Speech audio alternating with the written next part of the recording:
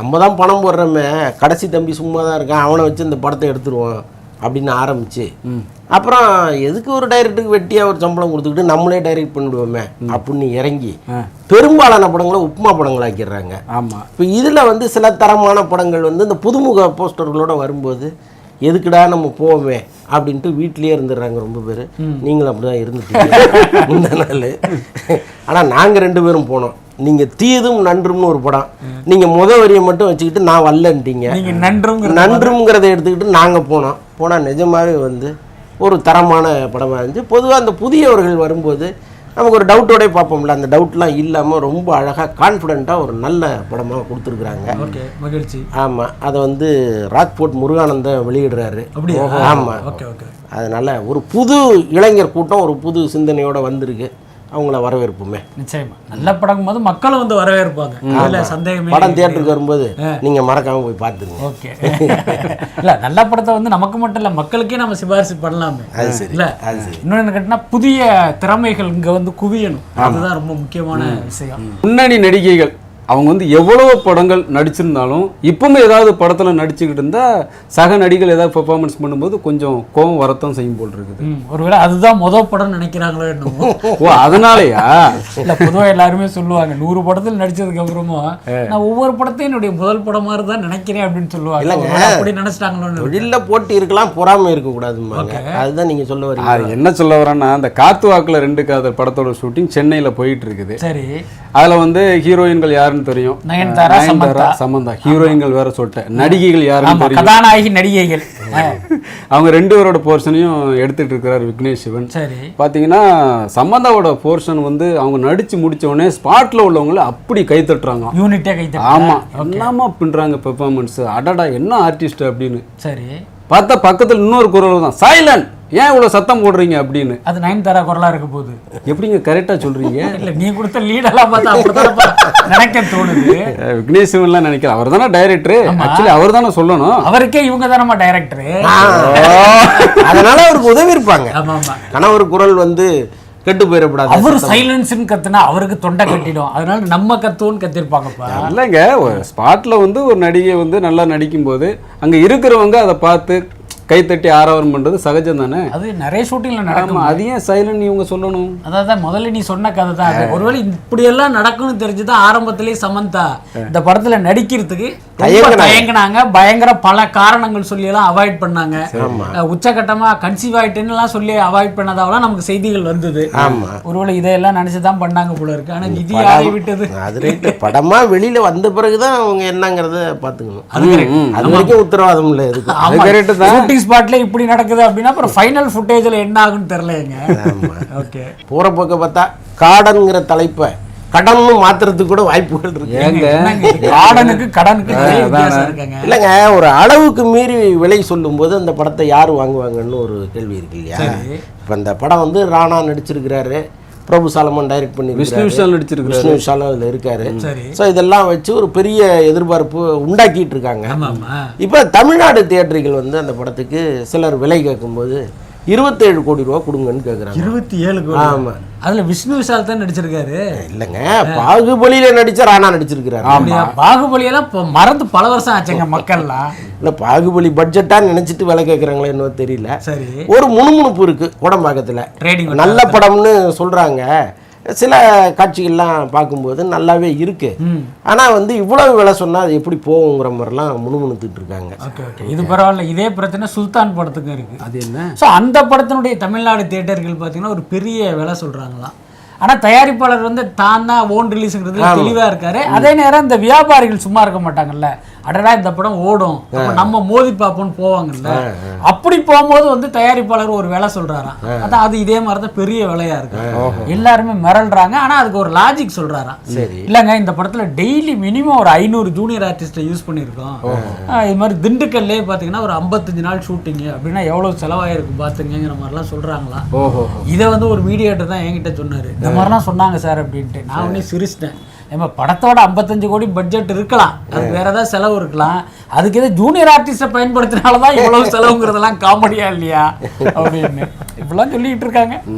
அப்புறம் யாரெல்லாமோ கபடி விளையாண்டு ஸ்க்ரீனில் பார்த்துருக்கீங்க. சரி, அதர்வா விளையாண்டு பார்த்துருக்கீங்களா? அதர்வாவா? ஏங்க அன்னைக்கு ரோஜா விளையாண்ட கபடியை நான் பார்த்தேன். நேர்லயே பார்த்துட்டீங்களா? நேரில் எங்க பார்த்தேன், வீடியோவா பார்த்தீங்களா? வீடியோவா ஷேர் பண்ணிட்டு இருந்தாங்க. சரி, அவங்க வந்து ஒரு எம்எல்ஏ, அவங்க வந்து ஆண்களோட இறங்கி கபடி விளையாண்டுட்டு இருந்தாங்க. ஆனா யாருமே பிடிக்கல, எல்லாம் ஒதுங்கிட்டாங்க.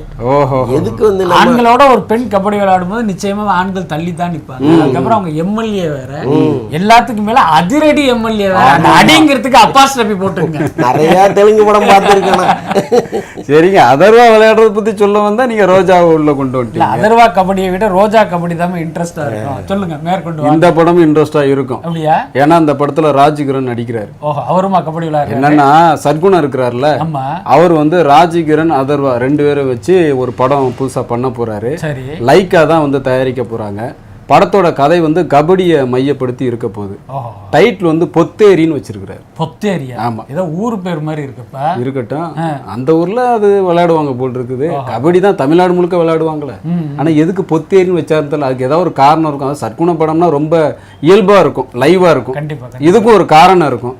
படத்துல பாத்தீங்கன்னா ராஜ்கிரண் வந்து ஒரு 3 காலகட்டங்கள்ல வர்ற மாதிரி அவரோட கேரக்டரை சர்க்குண வடிவமைச்சிருக்காரு. 3 பீரியட்ல கதை நடக்குது. பீரியட் பிலிம் தான் படமே. Okay, okay. அவர் 20 வயசுல, 40 வயசு, 60 வயசு அப்படி. ராஜ்கிரணே 20 வயசுல வர்றாரு. அப்படி கிடையாது, 20 வயசு ராஜ்கிரண், அதுக்கு வேற ஒரு பையன் வருவாப்புல. அந்த மாதிரி ராஜ்கிரண் எப்படிங்க 20 வயசுல கபடி விளையாட வந்து 60 வயசுல அம்பையர் ஆயிருப்பாரு. இதுதான் அந்த படத்தினுடைய கதையா?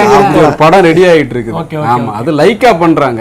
அதான் விஷயம். ஆனா வெண்ணிலா கபடி குழுன்னு ஒரு படம் வந்து கபடியை பத்தி அவ்வளவு விஷயங்களை சொல்லிடுச்சு. அதை தாண்டி இவர் என்ன சொல்ல போறாருன்னு தெரியல. நிச்சயமா இன்னொன்னு சர்க்குணமும் லைவா படம் எடுக்கிற ஒரு டைரக்டர் தான். என்ன பண்ண போறாருன்னு தெரியல. அப்புறம் அதர்வாங்கிற ஒரு உயரமான ஹீரோவை பத்தி, உயரமான நடிகரை பத்தி நீ ஒரு நியூஸ் சொல்லியிருக்க. அதே மாதிரி ஒரு உயரமான நடிகரை பத்தி நான் ஒரு நியூஸ் சொல்றேன். இப்ப கருணாநிதி குடும்பத்தின் வாரிசு உதயநிதி என்ன பண்றாரு நான் சொல்ல வேண்டியதில்லை, உங்க எல்லாருக்கும் தெரியும். அரசியல் களத்துல கலக்கிட்டு இருக்காரு. ஆனா இன்னொரு வாரிசு அருள்நிதி இருக்காருல்ல, அவரை பத்தி எந்த சத்தமே இல்லை. ஏதோ 2-3 படத்துல நடிச்சதா தகவல் வந்துச்சு, அதுக்கப்புறம் அதை பத்தியும் சத்தமே இல்லை. அப்புறம் விசாரிக்கும் போது ஒரு தகவல் சொன்னாங்க, அவர் வந்து இப்போ ஒரு 2 படத்தை வந்து ரொம்ப நம்பிக்கையோட இருக்காரு அப்படின்னு. தேஜாவுன்னு ஒரு படமா, தெலுங்கு படமா, தமிழ் படமா? தமிழ் படமா? தமிழ் படத்துக்கு தான் அப்படி பேர் வச்சிருக்காங்க. தேஜாவுன்னு தெலுங்கு படம் நடிச்சேன். ஏமா அதுக்கு பொத்தேரின்னு பேர் வைக்கும் போது இதுக்கு தேஜாவுன்னு வைக்க மாட்டாங்களா? தெலுங்குல ஒரு நடிகர் இருக்கிறாருல்ல, தேஜா. ஓகே, சோ அப்ப அந்த படம் மேல இவருக்கு பயங்கர நம்பிக்கையா. அதான் இல்லாம இன்னாசி பாண்டியன் ஒரு புது இயக்குனர், அவர் இயக்கத்துல டைரின்னு ஒரு படம் நடிச்சிருக்காரு. அந்த தேஜா இயக்குனர் அரவிந்துங்கிறவர் ஒரு பத்திரிகையாளர். அப்படியா? நம்ம அரவிந்தா? அவர் தானே. மிக சிறப்பு, மகிழ்ச்சி. என்ன அவரையும் வரவேற்போம்.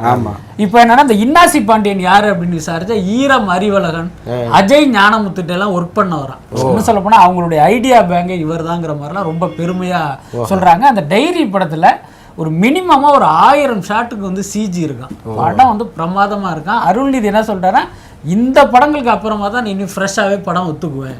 ஸோ இந்த படம் தான் எனக்கு முதல் படம் மாதிரிங்கிற மாதிரி ஃபீல் பண்றாரு. பத்தியா முதல் படம்லாம் சொல்றாங்க. ஆனா அருள்நிதி கிட்ட எனக்கு ஒரு விஷயம் பிடிக்குங்க, அவர் நடிச்ச பெரும்பாலான படங்கள் வந்து ஸ்கிரிப்ட் வந்து ரொம்ப நல்லாவே இருக்கு. நான் பார்த்துருக்கேன். உண்மைதான், ரொம்ப செலக்டிவா வந்து நல்ல ஸ்டோரி நாலேஜ் உள்ள ஒரு கதாநாயகன். ஆனா என்னமோ தெரியல, அது கரெக்டா அவர் பயன்படுத்திக்க மாட்டேங்கிறார். பண்ணுவார். நாம பேசும்போது அப்பப்போ மலையாள படத்தை பற்றி பயங்கரமாக சிலாகிச்சு பேசிக்கிட்டு இருப்போம். அப்போ சில பேர் வந்து கமெண்ட் போடுவாங்க, என்ன இப்போ பார்த்தாலும் மலையாள படத்தையே நீங்கள் வந்து பாராட்டி பேசிகிட்டு இருக்கீங்க, அங்கேயும் நிறைய படம் சுட்டு எடுக்கிறாங்க தெரியுமா அப்படின்லாம் கமெண்ட் போடுவாங்க.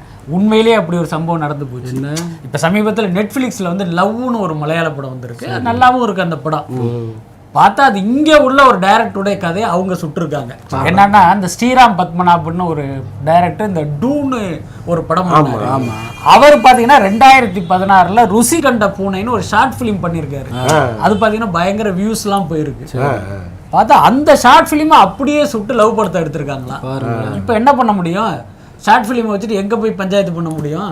எதுக்கும் சொல்ல வர்றேன்னா, நம்ம பாட்டுக்கு மலையாள படத்தை வந்து அப்படி இப்படின்னு புகழ்ந்துகிட்டு இருக்கும் போது அங்கேயும் இந்த மாதிரி வேலையை ஆரம்பிச்சு. அதான் நண்பர்களே கமெண்ட்ஸ்ல போட்டாங்க, விஸ்மி சார் எப்ப பார்த்தாலும் மலையாளத்துல அப்படி பண்றாங்க இப்படி பண்றாங்கன்னு சொல்றாரு, ஆனா அவங்க மொத்த கொரியன் படங்களையும் லிஸ்ட் வச்சு காப்பி அடிச்சு பண்ணிக்கிட்டு இருக்காங்க அப்படின்னு சொல்றாங்க. அதோட சேர்த்து இங்கே இருந்து சேர்த்து எடுத்து சொல்ல வேண்டியதுதான். டிஆர் சங்கம் இருக்கு இல்லையா, அந்த சங்கத்துக்காக அந்த சங்கத்துக்கு ஒரு பேர்லாம் இல்லையா, டிஆர் சங்கம்ன்றாரு. தமிழ்நாடு திரைப்பட தயாரிப்பாளர் சங்கம், அது டிஆர் சங்கங்கிறதுலே ஒரு திருத்தம். இப்ப அவர் விலகிட்டு உஷா டி ராஜேந்தர் தலைவர் ஆயிட்டாங்கல்ல. அப்படியா? ஆமா ஆமா சரிங்க, ஓகேங்க.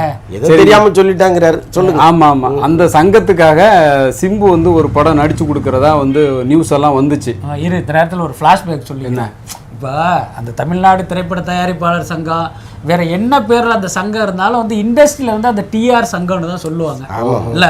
இதுக்கு ஒரு சம்பவம் சொல்றேன். ஆனந்த விகடன் குரூப்ல இருந்து ஒரு நாளிதழ் கொண்டு வர்றது, ஒரு டெய்லி பேப்பர் கொண்டு வர்றதுன்னு முடிவு பண்ணிட்டு எடிட்டோரியல் மீட்டிங் நடக்குது. இதுக்கு என்ன பேர் வைக்கலாம் அப்படின்னு தமிழ் முரசு, தினமுரசு, தின நாளிதழ் இப்படின்ட்டு ஏகப்பட்ட பேர் வந்து அப்படி ஓடிட்டு இருக்கான். பார்த்தா ஒரு மாசமா எடிட்டோரியல் மீட்டிங் நடக்குது. ஆளாளுக்கு ஒரு 10 டைட்டில் சொல்றாங்களாம். பார்த்தா தினத்தந்தி இருக்குன்னு வச்சுங்களேன், தின மெயில், தினம் மலர் அப்படின்னா தினப்பூ, இந்த ரேஞ்சில எல்லாம் டைட்டில் வந்துட்டு இருக்கான். இப்படி போயிட்டு இருக்கும்போது கடைசியில அந்த எடிட்டோரியல் இருந்த ஒரு உதவி ஆசிரியர் சொல்லியிருக்காங்க, நம்ம அந்த மாதிரி என்னதான் மண்டையை போட்டு பிச்சுக்கிட்டு இந்த டைட்டில்லாம் யோசிச்சுட்டு இருக்கோம், ஆனா வாசகர்கள் என்ன பண்ண போறான், கடையில வந்து எப்பா அந்த விகடனுடைய பேப்பரை கொடுங்கன்னு தான் கேட்க போறான் அப்படின்னு சொன்னாங்களாம். டக்குன்னு அந்த எடிட்டர் பார்த்தாரா, அடடா விகடன் பேப்பர், அதையே வச்சு லான்ச் பண்ணிடலாம் அப்படின்னு. அந்த மாதிரி டிஆர் சங்கம் சொல்றது தப்பு இல்ல, மேல சொல்லு. எவ்வளவு பெரிய உதாரணம். இப்ப சங்கத்து பேரை டிஆர் சங்கம்னு மாத்திக்க சொல்லுங்க. என்ன பிரச்சனை? அதாங்க, அந்த சங்கத்துக்காக சிம்பு ஒரு படம் நடிக்கிறதா இருந்ததுலாங்க. சரி, திடீர்னு டிராப் பண்ணிட்டாங்களாங்க. அதாங்க சொல்ல வந்தாங்க. அப்ப அதை சொல்றதுக்கு நான் பட்ட பாடு. ஆனா அதன் மூலம் ஒரு ஃபிளாஷ்பேக் சொல்லிட்டோம். ஆனா இந்த விஷயத்துல இன்னொரு தகவல் சொல்லணும். என்னன்னு? சிம்பு மேல எந்த தப்பு இல்லையா இந்த டிராப் ஆன விஷயத்துல. அவர் வந்து தயாரா தான் இருக்கிறாரு. நீங்க எப்ப கூப்பிட்டா நான் நடிக்க தயார் அப்படின்னு தான் இருக்கிறாரு. ஆனாலும் படம் ஏன் டிராப் ஆச்சுன்னு தெரியல. ஆனா ஃபைனான்ஸ் கிடைக்கலங்கிற மாதிரி தான் இண்டஸ்ட்ரியில பேசி சரசரன்னு சுத்து சக்கரம் சமாளிக்க முடியாம நிக்கிறோம்.